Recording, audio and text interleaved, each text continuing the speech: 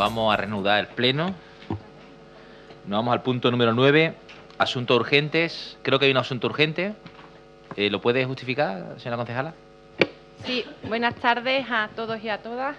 Bueno, el asunto urgente es que tenemos aquí, quedan nada de días para la celebración del día 8 de marzo, que como sabéis es el Día Internacional de las Mujeres, y queríamos que se manifestara este día en esta sesión plenaria. Muchas gracias. Pues votamos la urgencia. ¿Votos a favor de la urgencia? ¿Abstenciones? Adelante. Gracias, señor alcalde. Nosotros nos gustaría también introducir en este punto, si lo consideran conveniente, tenemos dos tipos de documentos para ello, una moción o una declaración. Entiendo que, como según el acuerdo que tenemos establecido en Junta de Portavoces, la moción no va a ser posible, y si podemos leer la declaración también para el Día Internacional de la Mujer. Gracias. Vale, esto funciona de la siguiente forma. En asunto urgente se pregunta a los concejales si hay algún tipo de asunto urgente, se justifica la urgencia, en este caso ya la ha justificado, se ha votado la urgencia y se lee su moción, o la moción que presenta en este caso el equipo de gobierno. Cuando terminemos de votar esta, pues usted diga que tiene un asunto urgente, lo expone y si sale aprobado, porque la mayoría del pleno considera que urgente es su asunto, lo puede leer, si no, no lo puede leer, lo tiene que haber registrado, ¿vale? Sí, pero el grupo de WhatsApp no es la convocatoria de pleno. A ver, yo le entiendo, el grupo de WhatsApp, nosotros muchas veces compartimos información y tal, pero al final hay unos requisitos formales. Y en este caso el ROF dice que el requisito formal para poder leer algo en pleno no es arbitrio del alcalde. O se introduce en un orden del día o en el momento en el que se llega al asunto urgente, se vota la urgencia, se explica y se vota, y lo que decide la mayoría plenaria, eso no lo decido yo. Entonces ahora cuando leamos la moción, se vote, usted propone que tiene un asunto urgente, explica la urgencia y lo que salga votado. Yo eso no lo decido, lo decide el plenario, ¿vale? Venga, adelante, señora Díaz. Buenas tardes a todas y a todos nuevamente. Como sabéis, cada 8 de marzo nos sumamos a la reivindicación del Día Internacional de las Mujeres y este año conmemoramos los 25 años de la Conferencia de Beijing, que marcó un importante punto de inflexión para la agenda mundial de la igualdad entre mujeres y hombres y diseñó la hoja de ruta más progresista para el empoderamiento de las mujeres y las niñas en todo el mundo. Paso a leer la moción de equipo de gobierno del Día de la Mujer. En 1975, durante el Año Internacional de la Mujer, Naciones Unidas comenzó a conmemorar el 8 de marzo como Día Internacional de la Mujer. Coincidiendo con esta efemérides, tiene lugar en México la primera Conferencia Mundial sobre la Mujer, del 19 de junio al 2 de julio de 1975.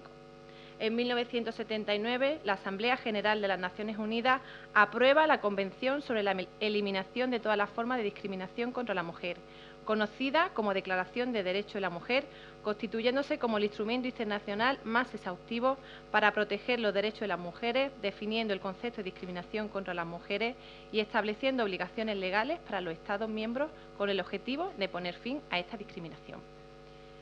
En septiembre de 1995, 17.000 participantes y 30.000 activistas, una cifra sin precedentes, acudieron a Beijing, China, para participar en la cuarta Conferencia Mundial de las Naciones Unidas sobre la Mujer.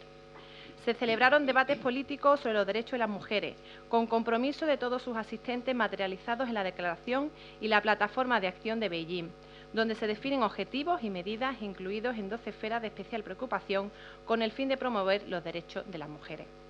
En la Cumbre del Milenio de septiembre de 2000, las y los líderes mundiales de 189 naciones aprobaron la Declaración del Milenio de las Naciones Unidas, estableciéndose 8 objetivos diseñados para reducir la pobreza extrema, estrechamente relacionados con la promoción de los derechos de las mujeres, y el objetivo insta específicamente a fomentar la igualdad de género. Es un gesto histórico, adoptado en julio de 2010. La Asamblea General de las Naciones Unidas crea la entidad de las Naciones Unidas para la Igualdad de Género y el Empoderamiento de las Mujeres, ONU Mujeres, para acelerar el progreso en la atención de las necesidades de las mujeres y las niñas de todo el mundo. Pese a este recorrido histórico sobre la igualdad de las mujeres y la lucha contra la discriminación a través de las Naciones Unidas, seguimos asistiendo a una realidad que demuestra que las mujeres, ante cualquier situación de crisis, son quienes primeros sufrimos graves consecuencias. En nuestra historia de género se han producido avances y retrocesos. Si analizamos de manera global, el saldo es positivo. 45 años después de la instauración oficial de este día, más de 100 desde aquel lejano 1911, se han producido profundas transformaciones culturales, legales, sociales, laborales, económicas y políticas. Pero también hay datos que constatan que aún queda mucho por conseguir, que ningún país del mundo ha logrado la igualdad real y en numerosas ocasiones tampoco la legislativa. La igualdad de género y los derechos de las mujeres son fundamentales para el progreso mundial en las esferas de la paz y seguridad, los derechos humanos y el desarrollo sostenible. Solo podremos restablecer la confianza en las instituciones, reconstruir la solidaridad mundial y cosechar los frutos derivados de contar con perspectivas diferentes si hacemos frente a la injusticia histórica y promovemos los derechos y dignidad de todos. En los últimos decenios se han producido progresos notables en los derechos y el liderazgo de las mujeres en algunas esferas, pero estos logros distan de ser absolutos o uniformes y ya han desencadenado una reacción preocupante del patriarcado más arraigado. La igualdad de género es fundamentalmente una cuestión de poder. Vivimos en un mundo dominado por los hombres, con una cultura dominada por los hombres. Solo cuando entendamos los derechos de las mujeres como objetivo común, como una ruta hacia el cambio en beneficio de todos, comenzaremos a inclinar la balanza. Es fundamental aumentar el número de mujeres en instancias decisorias. Sin embargo, las mujeres continúan enfrentándose a grandes obstáculos para acceder al poder y para poder ejercerlo. Como ha indicado el Banco Mundial, solo 6 economías otorgan a las mujeres y a los hombres igualdad de derechos en ámbitos que afectan a su trabajo directamente. Si se mantiene la tendencia actual, harán falta 170 años para cerrar la brecha de género en materia económica. El tema del Día Internacional de la Mujer, el 8 de marzo de 2020, es Soy de la generación Igualdad por los derechos de las mujeres. Se conmemora además el 25 aniversario de la Declaración y Plataforma de Acción de Beijing. El año 2020 es un año decisivo para la promoción de la igualdad de género en todo el mundo. A medida que la comunidad mundial hace balance de los progresos obtenidos en la esfera de los derechos de las mujeres desde la aprobación de la Plataforma de Acción de Beijing. También marcará varios otros momentos notables en el movimiento en favor de la igualdad de género. 5 años en ruta hacia el logro de los Objetivos de Desarrollo Sostenible, el 20 aniversario de la Resolución 1325 del Consejo de Seguridad de Naciones Unidas sobre las Mujeres, la Paz y Seguridad, y el 10º aniversario de la creación de ONU Mujeres. En este sentido, el feminismo, como teoría política y movimiento social, ha enarbolado la bandera para que la igualdad entre mujeres y hombres sea real y efectiva. Ha trabajado para que se hagan reales todas las medidas legislativas que amparan a las mujeres, denunciando su incumplimiento. El Día Internacional de las Mujeres es un día para la celebración, la reivindicación y la lucha. El Ayuntamiento de Benalmádena se suma a ello y adopta los siguientes acuerdos. Primero, exigir el cumplimiento de todas las leyes y tratados internacionales, nacionales, regionales y locales. 2. Apoyar el compromiso de la comunidad internacional con el cumplimiento de la Agenda 2030 de Desarrollo Sostenible para el logro de la igualdad de género y el empoderamiento de todas las mujeres y niñas. 3.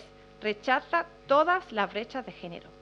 4. Se compromete a implementar la perspectiva de la igualdad de género en la elaboración, ejecución y seguimiento de las disposiciones normativas, de las políticas en todos los ámbitos de actuación, considerando sistemáticamente las prioridades y necesidades propias de las mujeres y de los hombres, teniendo en cuenta su incidencia en la situación específica de unas y otros, al objeto de adaptarlas a eliminar los efectos discriminatorios y fomentar la igualdad de género en el ámbito municipal. Quinto, evaluará el impacto de género en el desarrollo de todas las competencias municipales para garantizar el principio de igualdad entre hombres y mujeres. Sexto, garantizará un uso no sexista del lenguaje y un tratamiento igualitario en los contenidos e imágenes que utilicen en el desarrollo de sus políticas en todos los documentos y soportes que produzcan directamente o bien a través de personas o entidades. Todas las publicaciones y emisiones en las que el Ayuntamiento participe garantizarán un tratamiento inclusivo y no discriminatorio de las mujeres. Y por último, y no menos importante, asegurará una formación básica, progresiva y permanente de su personal en materia de igualdad de mujeres y hombres, con enfoque feminista y transformador de los roles tradicionales de género, a fin de hacer efectiva la integración de la perspectiva de género en la actuación administrativa, conforme a lo establecido en esta ley y sus normas de desarrollo. Muchas gracias. Muchas gracias. Le rogaría, esta moción viene de un consenso que se consiguió de mayorías en la Diputación Provincial. La hemos trasladado al Ayuntamiento de Benalmádena ante el Día Internacional de la Mujer, que es el próximo 8 de marzo. Si quieren ustedes, si están de acuerdo, salvo quien no esté de acuerdo, evidentemente, quien esté de acuerdo, yo preferiría que no abriésemos un debate más allá de refrendar lo que la propia Diputación Provincial ha aprobado, si les parece bien a todos. Bueno, entiendo que quien no esté de acuerdo querrá intervenir, por eso ahora pregunto, ¿intervenciones? ¿Ninguna? Pues procedemos a la votación. ¿Hay intervenciones? No, no hay intervenciones. Así que procedemos a la votación. ¿Votos a favor?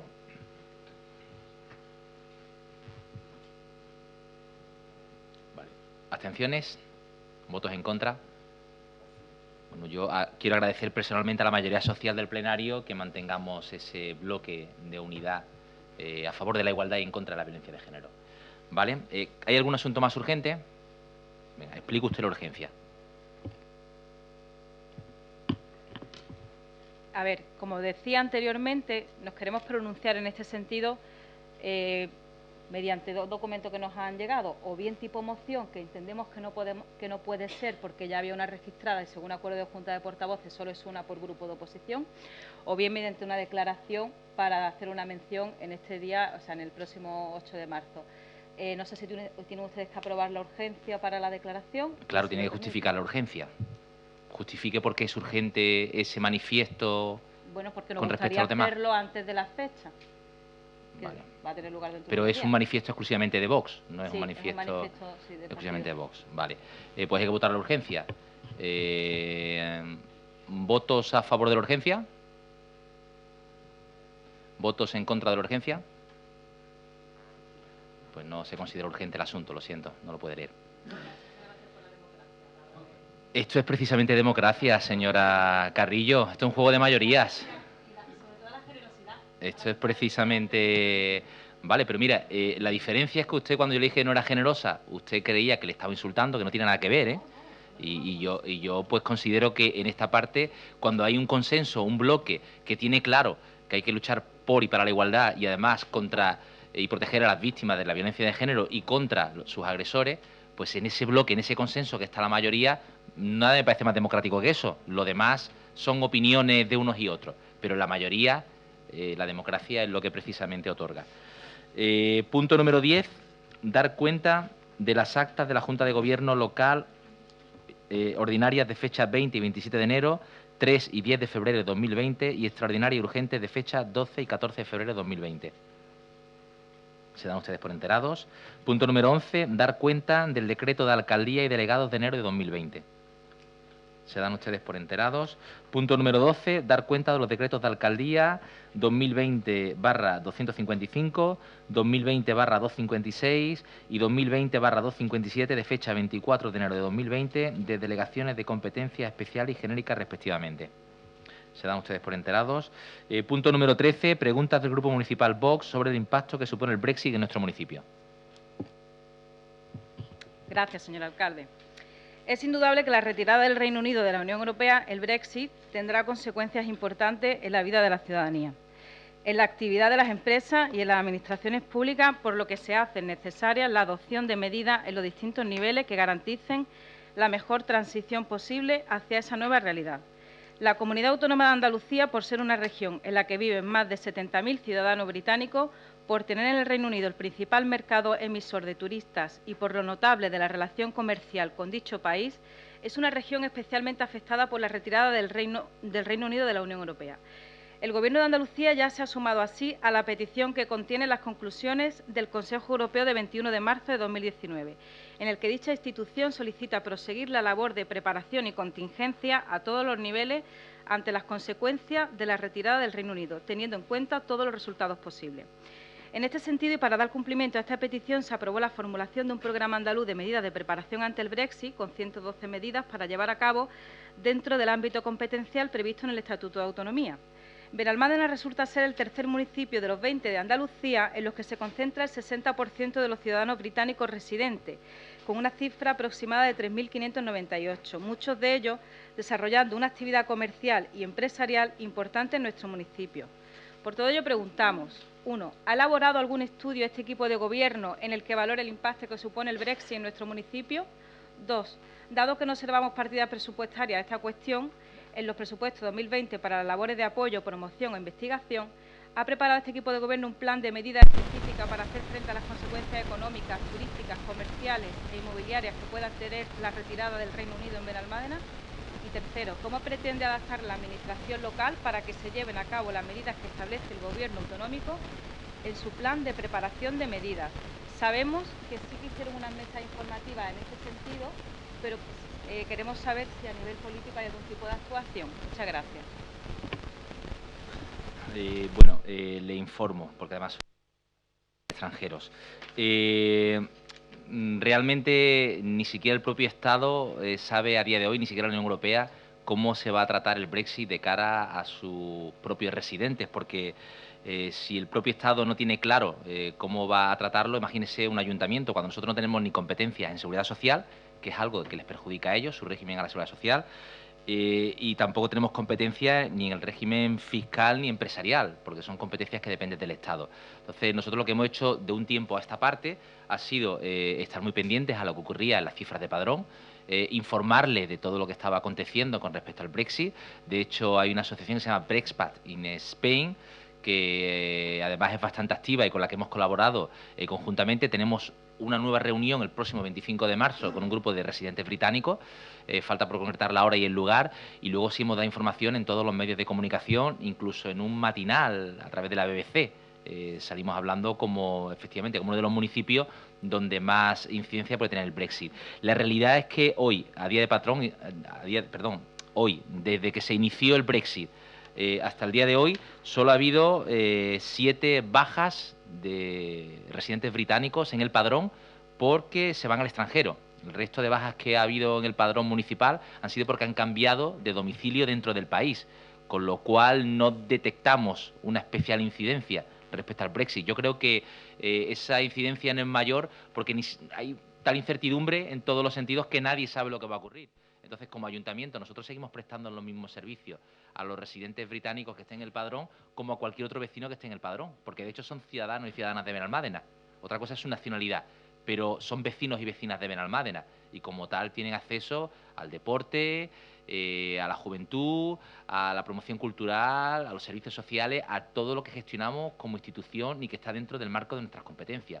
Saliendo de ahí, nosotros fiscalmente o a la seguridad social no tenemos competencia, eso tendrá que definir el Estado y tendrá que, si les digo a los británicos que nos puedan estar viendo, que hay una página a través del portal de Moncloa donde se hay un enlace con muchísima información detallada y al día de cómo pueden actuar las personas residentes británicos que se encuentren agraviados por el Brexit. Pero a día de hoy, y creo que hasta el 31 de enero, se mantiene su régimen fiscal, laboral, de la seguridad social, se mantiene todo igual. Y creo que es el margen que se ha dado a la Unión Europea y el Gran Bretaña pues para llegar a algún tipo de acuerdo y a ver cómo se van a tratar estas cosas. Pero digo, datos significativos en el padrón no hay. Tan solo 7 personas que son residentes británicos han manifestado su baja en el padrón porque se van al extranjero. Nada más, ¿eh? ¿Vale? Muchas gracias. Punto número 14. Ruego del Grupo Municipal Ciudadanos sobre instalación de un cambiador en la playa de Santa Ana. Gracias, señor alcalde. Buenas tardes. El Grupo Municipal de Ciudadanos es conocedor de que un colectivo de 30 vecinos de nuestro municipio suelen nadar en la zona de Playa Santa Ana sobre las 7 de la mañana prácticamente todos los días del año.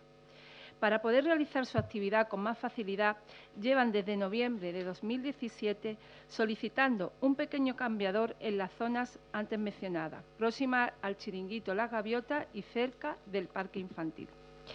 Nos trasladan que tras escritos presentados a este ayuntamiento, como ha sido en Delegación de Playa, en Medio Ambiente, y presentar firmas dando apoyo a esta petición, consideran inaceptable el llevar esperando más de 2 años para que le den respuesta a su petición, mientras ven cómo próximo al lugar que hemos referenciado anteriormente se han colocado estructuras caseras para almacenaje de hamacas. Por lo expuesto, ruego se considere la petición de estos vecinos y se le instale un cambiador en dicho lugar que les facilite poder realizar su actividad a esa hora. Muchas gracias. Muchas gracias. Señora Cortés. Sí, buenos días a todos.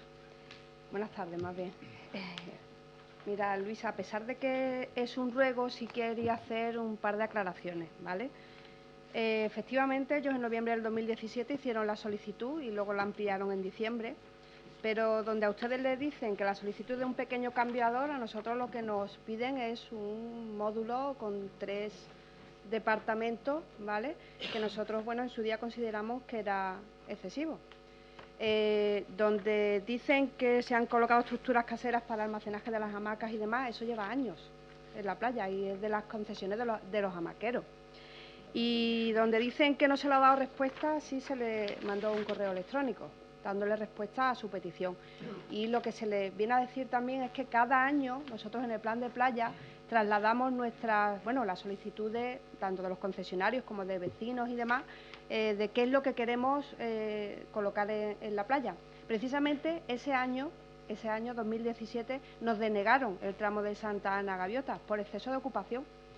Cada año, dependiendo de qué playa, donde más problemas tenemos es en Santa Ana, porque nos estamos quedando sin arena. Entonces, depende del año, la Junta nos rechaza las solicitudes por exceso de ocupación y tenemos que andar recurriendo esa decisión, bueno, en base a la afluencia turística y demás, que hace que tengamos que tener las playas a pleno rendimiento. La verdad es que me gustaría atender todas las peticiones que nos llegan de los vecinos, o al menos la gran mayoría, pero desgraciadamente nos estamos quedando sin arena y tenemos que tender, mientras no cambie la situación, tenemos que tender a ocupar cada vez menos. Por lo menos mi posición en este aspecto es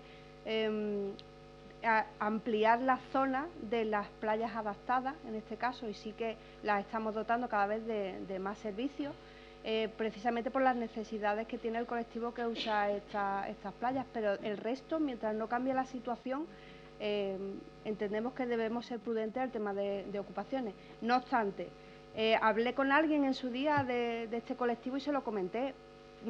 Son 30 personas, a lo mejor si solicitan algo mucho más liviano, que ocupe menos, que pueda ser portátil y demás, lo tendrían que mirar, que en ese aspecto nosotros hay colectivos de deportistas y demás que ocupan durante varios días la playa y nosotros la verdad que en eso no entramos porque lo ponen, lo quitan y demás, no son ocupaciones de mucho tiempo.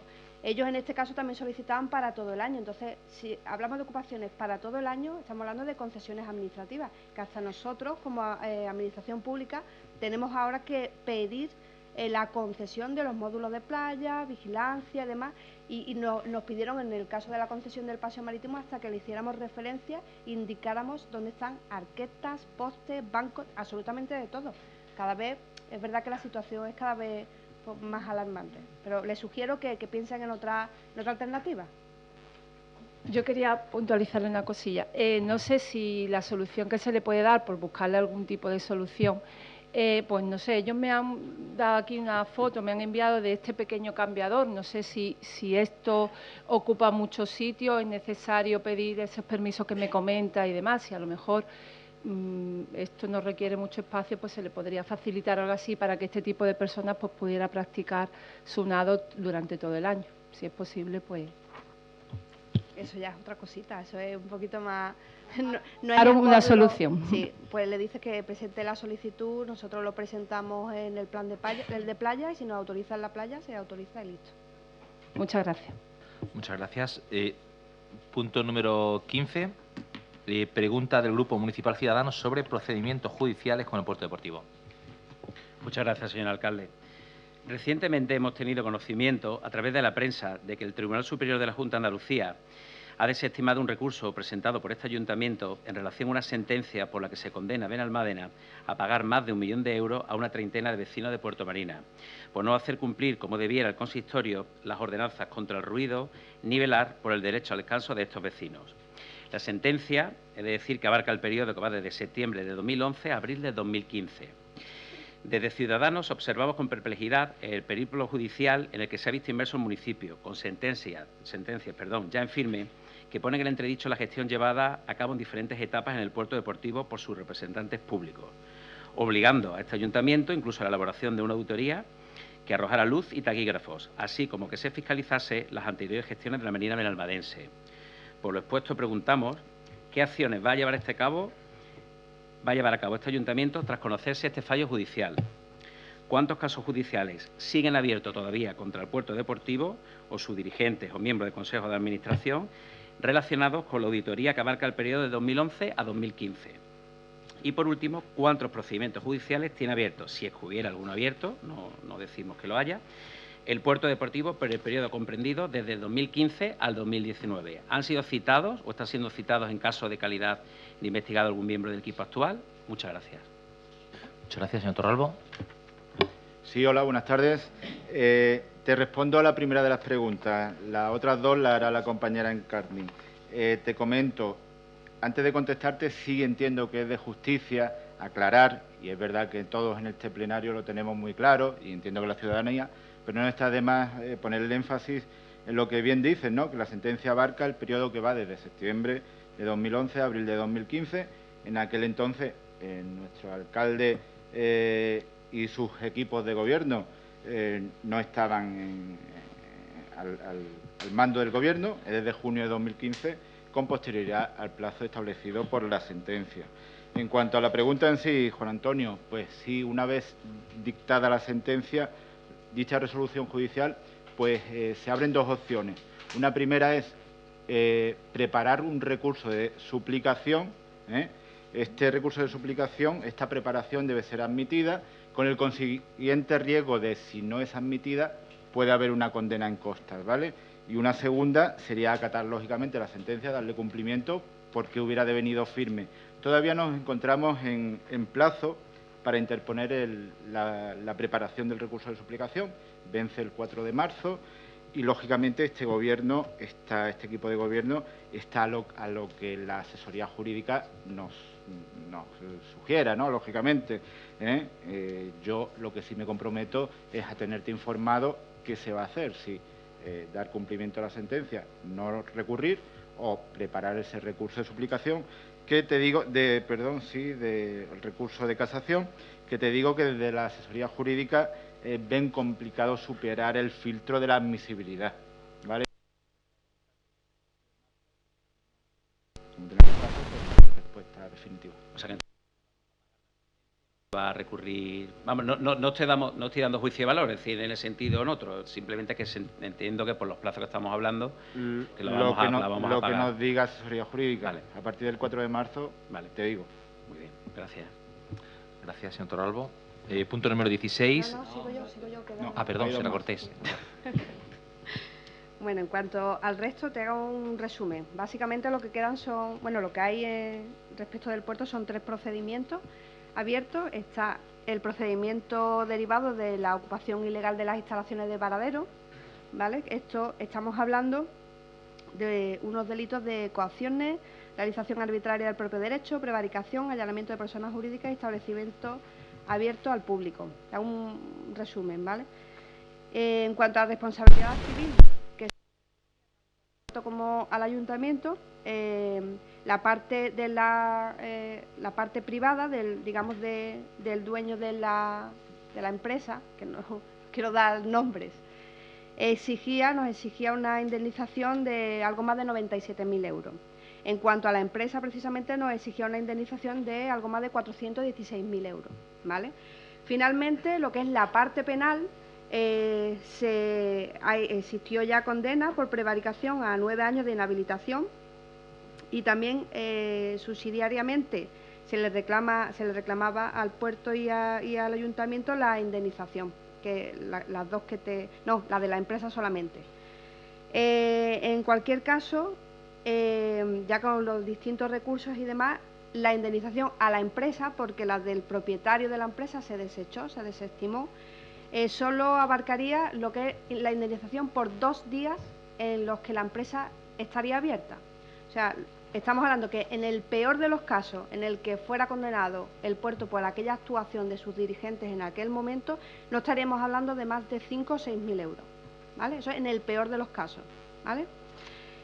Y el Supremo ha confirmado la sentencia de condena dictada por la Audiencia Provincial, lo que es la parte penal. O sea, quedaría solamente la parte de la indemnización, que nosotros en este aspecto, como también lo reclamaron por la vía civil, consideramos que hay una duplicidad. Creemos que se va a cerrar ya la parte penal y se continuará con el tema de la indemnización por la vía civil, ¿vale? Ahora mismo está la cosa así en ese sentido. Con respecto hay un procedimiento abierto, 57/2017, que es por el tema de la retribución del consejero con carácter retroactivo, ¿vale? En ese caso estábamos hablando que el Ministerio Fiscal acusó, el Ministerio Fiscal y el puerto deportivo. Aquí no es el puerto deportivo afectado, sino que está en la parte particular de la acusación. Acusa a los miembros del Consejo de Administración que votaron a favor de aquel sueldo, ¿vale? Estamos hablando de delito de malversación de caudales públicos, delito de prevaricación en algunos casos y delito continuado de prevaricación en otros casos, dependiendo del acusado, ¿vale? En cuanto a la responsabilidad civil, pues lo que se solicita al puerto, lo que solicita es que se le reponga en la cantidad de 24.000 euros, que es la cantidad que finalmente cobró, ¿vale?, este consejero. En junio se celebrará el juicio, ¿vale?, en este sentido. En cuanto al procedimiento judicial 1020/2014, este procedimiento es respecto del dragado, ¿vale? Por resumir, tanto el Ministerio Fiscal como el puerto, que también el puerto está en la parte de la acusación, el fiscal califica los hechos como prevaricación administrativa y pide 10 años de inhabilitación, delito de falsedad, y pide 4 años y 3 meses de prisión y 4 años de inhabilitación por cargo público. El puerto se adhiere más o menos, lo que pide las condenas son las mismas que el Ministerio Fiscal, y además nosotros pedimos que también se nos reponga en la cantidad de 40.000 euros que el puerto tuvo que pagar a Sercon, que es la empresa que ganó el concurso y que finalmente pues desecharon en este procedimiento, ¿vale? Respecto a si hay algo más en una etapa posterior y demás, penales no hay nada.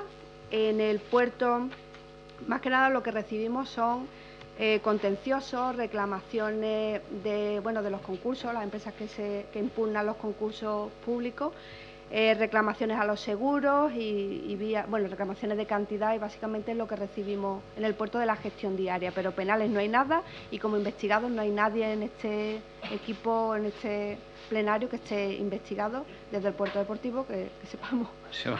O sea que podríamos resumir que lo que quedan son pendientes los tres juicios, ¿no? Varadero, el Consejo de Administración y el dragado, y después por lo demás no hay nada más. Desde el puerto sí, ¿vale? Afortunadamente creemos que eso fue una etapa oscura y que fue algo puntual. Vale, perfecto, ¿vale? Muy bien, gracias.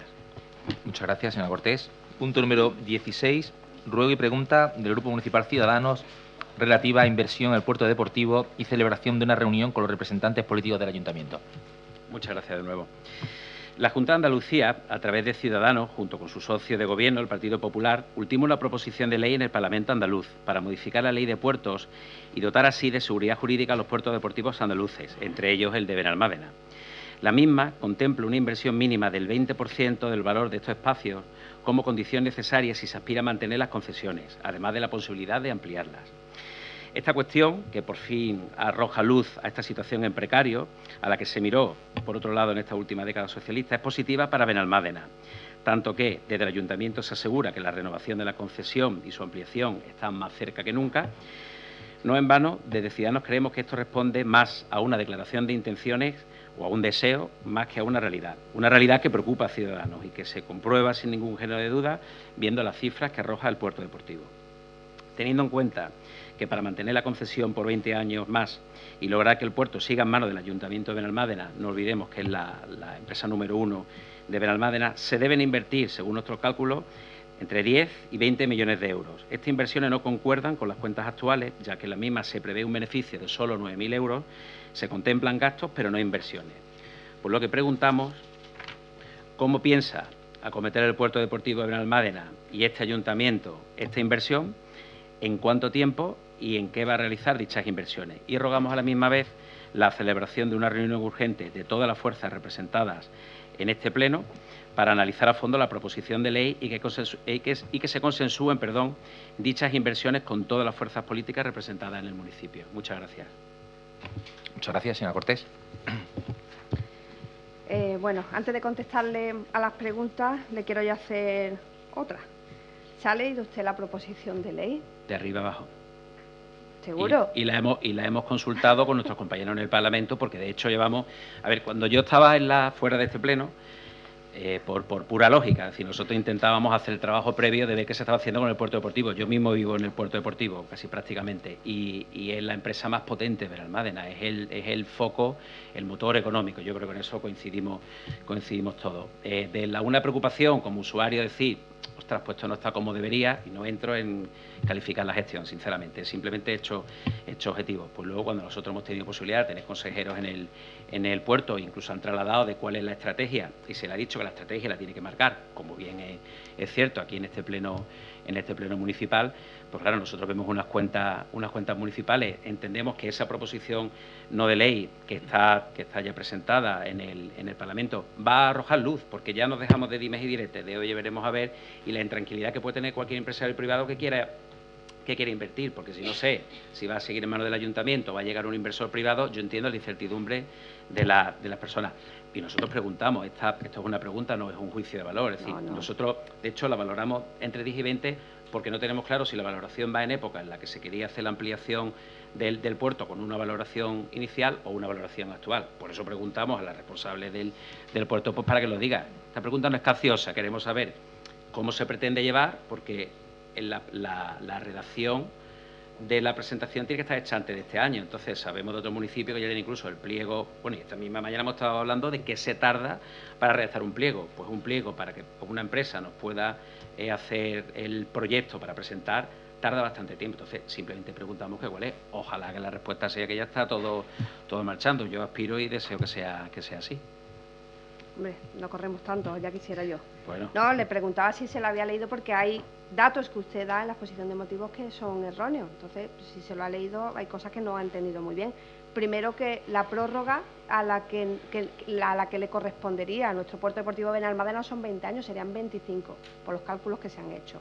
Segundo, la estimación que ustedes hacen sobre una inversión entre 10 y 20 millones de euros, que la verdad que la horquilla es bastante amplia, no sé de dónde se lo han sacado.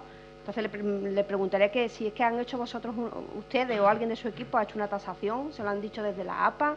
Sí, bueno, se lo he comentado antes. Nosotros hablamos que es entre 20 años o más, porque hay distintas, como sabrá, cuando se estuvo aprobando las leyes y las leyes refundidas anteriores, hay distintas valoraciones de qué le correspondería. Si son 25, mejor, porque si aspiramos a la concesión son 5 años. Son 25. 5 años más, por eso nosotros decíamos como mínimo 20 o más. Y las valoraciones, le digo, las que teníamos en la época en la que se presentó y estuvo aprobada incluso para hacer la aprobación del puerto, se estimaba que podían esas valoraciones. Por eso he dicho que como máximo serían unos 20 millones o uno de yendo en otras valoraciones posteriores. Insisto, nosotros no hemos hecho una valoración de llegar para tener una pregunta a pleno con un estudio consecutivo. Por eso se lo preguntamos, porque entendemos que la mínima, en el peor de los casos, sería de 10 millones de euros. Voy a poner un poquito de orden, ¿vale? Sí. Era pregunta-respuesta. Es que hemos entrado, usted le pregunta, responde, que si quiere, quedan ustedes fuera. A ver, la ley no está aprobada, entonces es difícil saber cuál va a ser el importe de la inversión. Pues, tan sencillo como eso.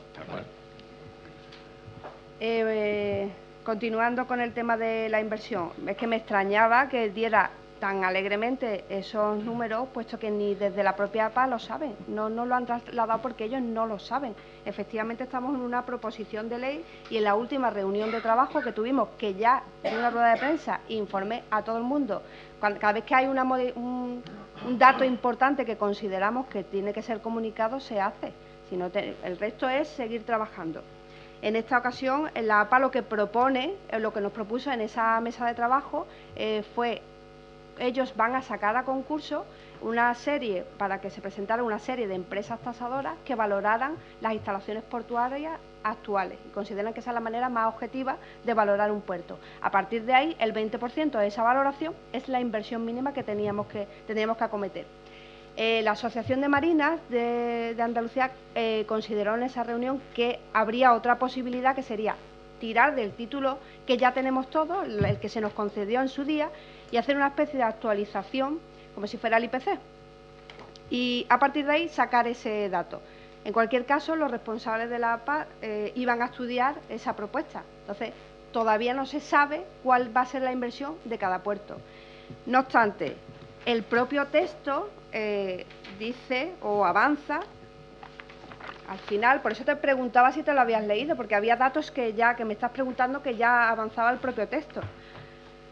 Dichas medidas, te leo textualmente, dichas medidas no solo no supone coste económico alguno para la Administración andaluza, sino que además genera la realización de inversiones o de contribuciones económicas destinadas a la mejora del dominio público portuario por importes que podrían superar en su globalidad de otorgarse a las 24 concesiones de este tipo existentes los 17 millones de euros. Estamos hablando que pretenden recaudar 17 millones de euros del total de las 24 concesiones. Por lo tanto, si a nosotros, el Puerto Deportivo de Benalmádena, nos va a corresponder entre 10 y 20 millones de euros, que también te digo que considero que se han quedado cortos, ¿eh? Pero considero que la inversión que se tiene que hacer en Benalmádena, bueno, no van por ahí los tiros. Yo, si creo me que permite, 17 en total es poco. No es un diálogo, pero creo que aclara luz sobre un... Hombre, creo que es un tema importante, es el puerto deportivo, ¿eh?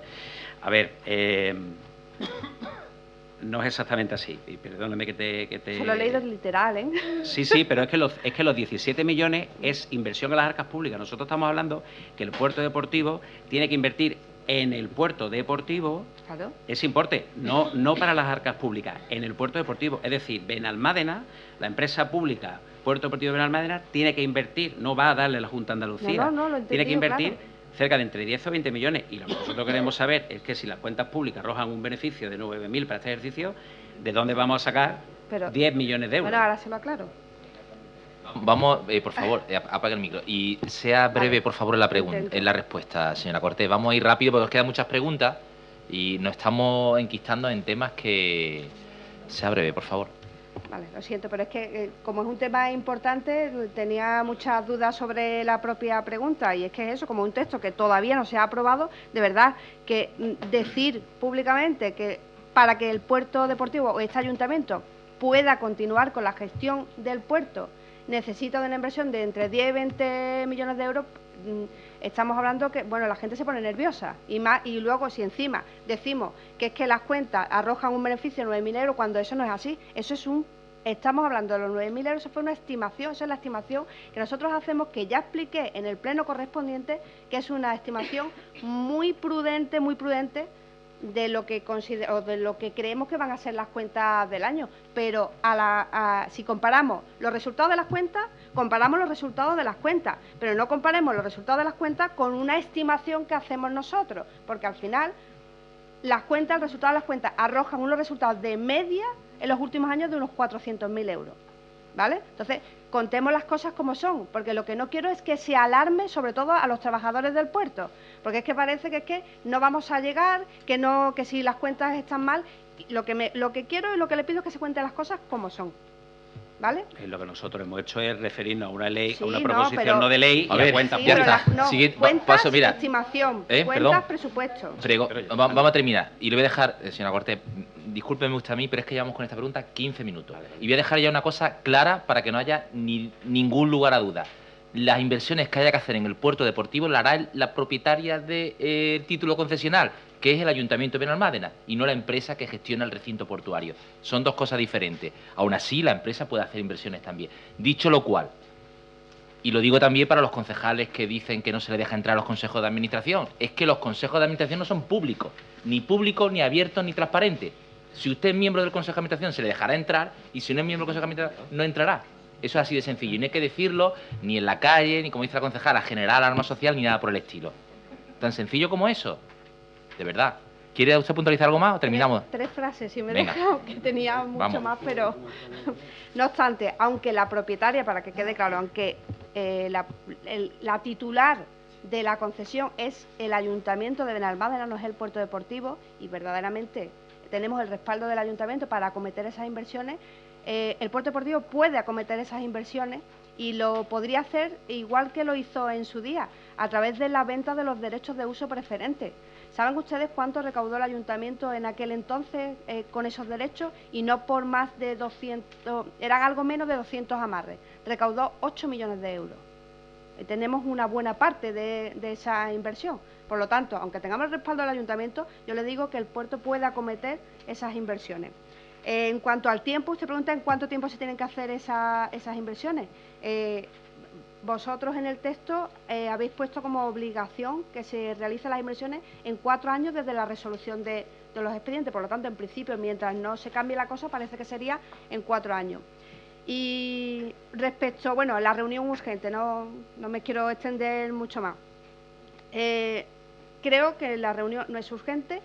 No obstante, está en agenda, no se ha puesto la fecha porque previamente a esa reunión, ya lo dije también en su pleno, en un pleno anterior. Primero nos vamos a reunir, tenemos ya la reunión prevista con los trabajadores, más que nada con los encargados del puerto para el día 2, para la semana que viene. El día 10 tenemos la reunión con los comerciantes que están relacionados, hosteleros y demás, que están en el entorno del puerto deportivo. Las comunidades de propietarios de la zona y los vecinos tienen hasta el 31 de marzo para hacer aportaciones, si así lo consideran, o para poner de relevancia las deficiencias que tiene nuestro puerto. Más que nada, ¿por qué digo esto? Porque va a ser fundamental la modernización de las instalaciones y necesitamos saber exactamente, aunque la sabemos ya por el tiempo que llevamos, pero los técnicos serán los que nos digan dónde debemos acometer las distintas renovaciones o inversiones. No obstante, la memoria técnica que se va a presentar con la solicitud a la Junta será el resultado de todas esas reuniones. Una vez terminadas todas estas, la de la parte política y del Consejo de Administración será la última, con toda esa información que recabemos de todas estas reuniones. Y lo que vamos a presentar para ganar tiempo va a ser una batería de actuaciones en orden de preferencia. Te digo por qué. Según nos comunica la APA, hasta junio, más o menos, será cuando se apruebe el texto, si todo va bien, no hay muchas enmiendas. Nosotros, antes de esa fecha, vamos a tener la memoria técnica finalizada y además, como no vamos a saber la cuantificación de la inversión que tenemos que hacer, porque si lo aprueban en junio tienen que sacar a concurso las tasadoras, si finalmente va a ser así, nosotros ya tendremos un listado en orden, me refiero en orden a lo que todos consensuemos qué es lo que queremos hacer en nuestro puerto y cuantificado, de manera que pararemos la inversión donde nos diga la APA que tenemos que parar, y si ya luego queremos continuar con las inversiones ya será cosa nuestra, ¿vale? Entonces, por ahí ya vamos a tener avanzado ese tema. En cuanto, a partir de ahí, la memoria económico-financiera, evidentemente que dirá si es viable la prórroga con las inversiones que haremos, con los nuevos ingresos que generarán las inversiones que tenemos previstas y demás. Por lo tanto, yo creo que está perfectamente marcada la hoja de ruta.